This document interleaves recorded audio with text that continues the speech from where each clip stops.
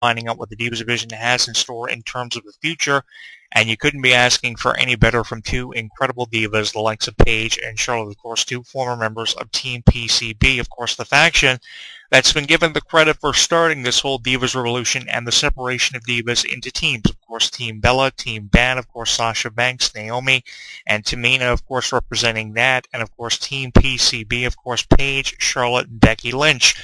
Paige has also been sticking it to Becky Lynch, of course, to promo the feud between herself and Divas champion Charlotte, but Becky Lynch has a couple of victories under her belt under her former teammate Paige, which is doing wonders of good for her and her future with WWE. I also look forward to a promising future for Becky Lynch, although she's not really standing out in this rivalry, which has made no sense to me whatsoever because of everything that's going on surrounding what's going on with this debacle we've been caught up within for Team PCB. I think Becky Lynch could appropriately and deservingly fit into the feud ongoing between Charlotte and Paige. She has just as much a history with the two of them as they have with each other, and it makes no sense to me whatsoever.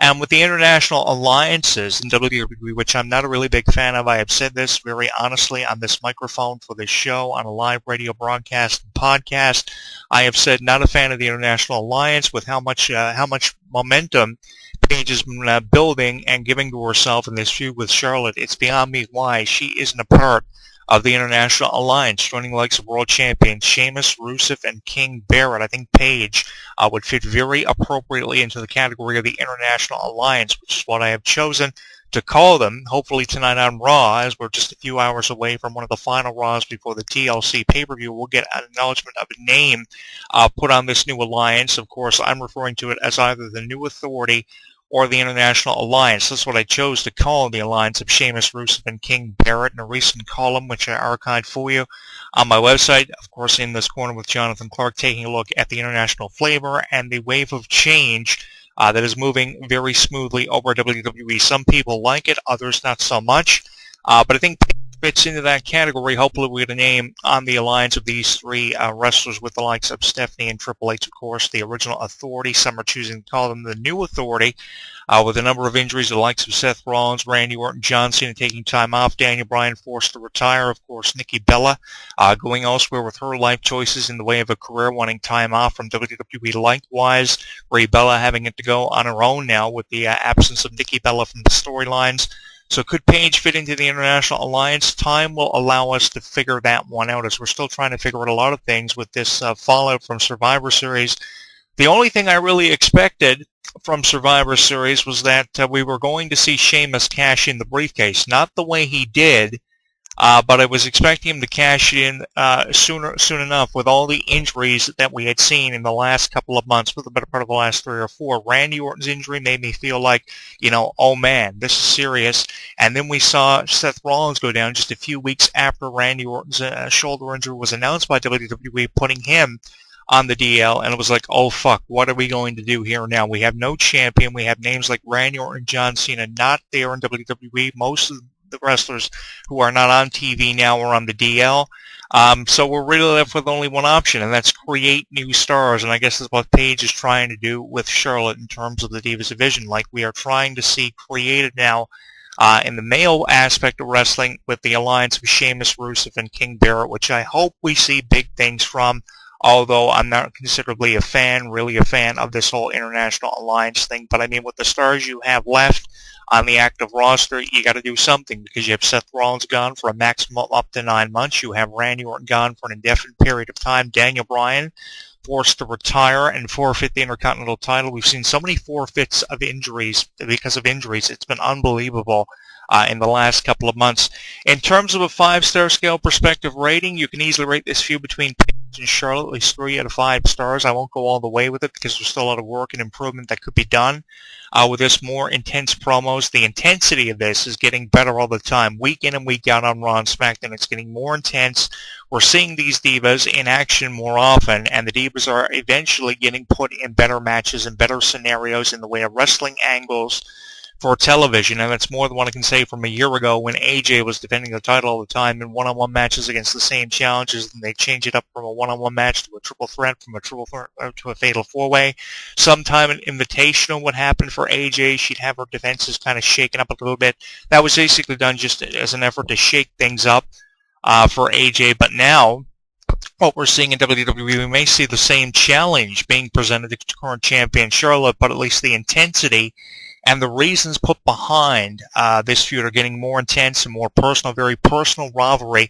I mentioned that this had been the most personal rivalry that I have seen in years since at least Trish Stratus and Mickie James from 2006, the program for WrestleMania 22. If you can recall, was Trish Stratus defending her championship against Mickie James, and who came out of that on top? It was Mickie James, who was put over by Trish Stratus, winning her first ever women's championship, I do believe, at WrestleMania 22 at the expense of Trish Stratus. And this is what this feud between Paige and Charlotte kind of puts me in mind of, and very appropriately resembles with how Paige is trying to put over Charlotte, because Paige doesn't need to be put over. And that's something to take in consideration too. Paige does not need to be put over. A new championship reign for Paige would look good on her already impressive resume, but to extend Charlotte's reign as champion and put over Charlotte in the process is what Charlotte needs, which is why I'm really looking forward to see this all unfold and the way it all plays out over the next several weeks. We've seen Charlotte hold that title since Night of Champions last September. She has taken out every challenge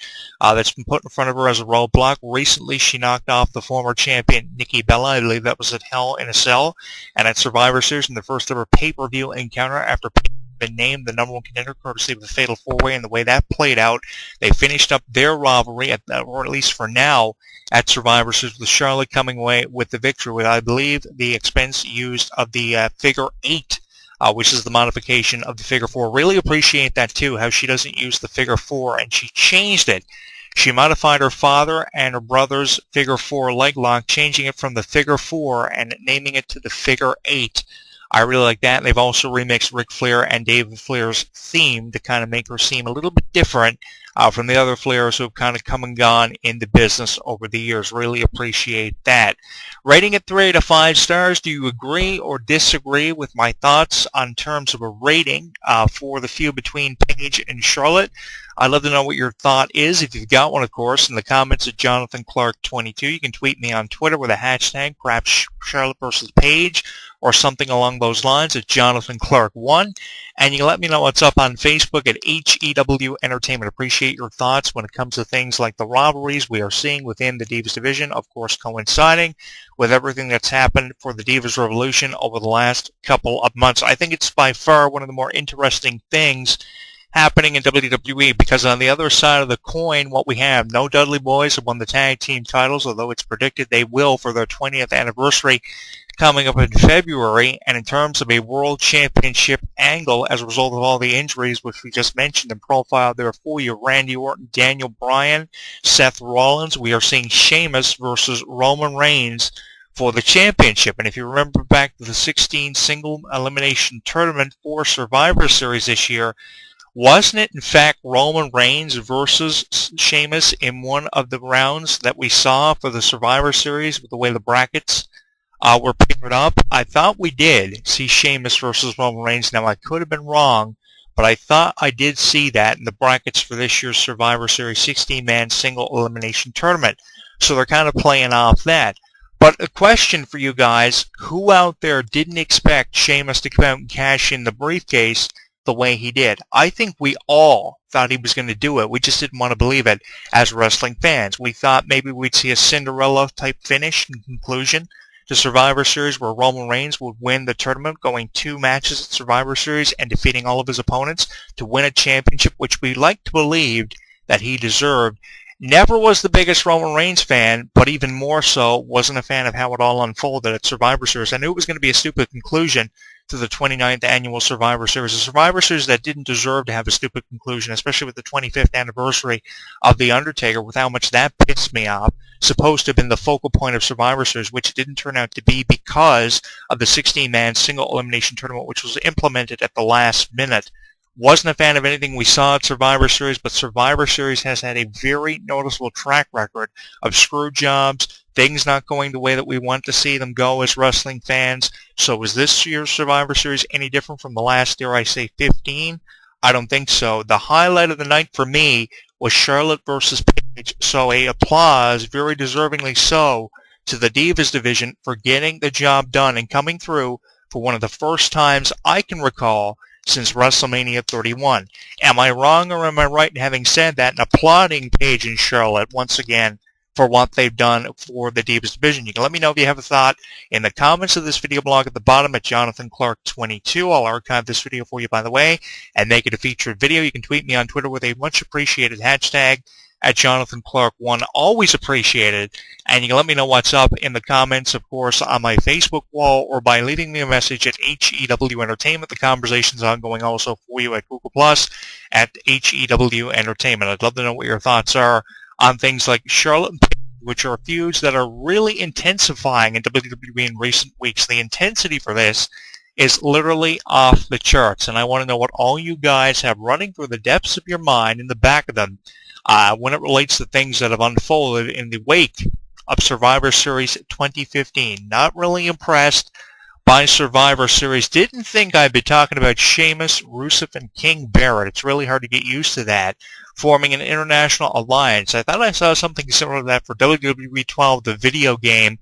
Maybe they look back in the history of WWE video games made by THQ from back in the day and use that storyline. They realize they had nothing left. We're talking about a company, ladies and gentlemen, that's done everything in the book over the last 50 years. Stone Cold Steve Austin versus The Boss, WWE versus WCW, a reunion of the New World Order. We have seen everything, dream matches like The Rock and Cena, and we have yet to see some things that we've always wanted to see as wrestling fans, like The Undertaker versus Sting.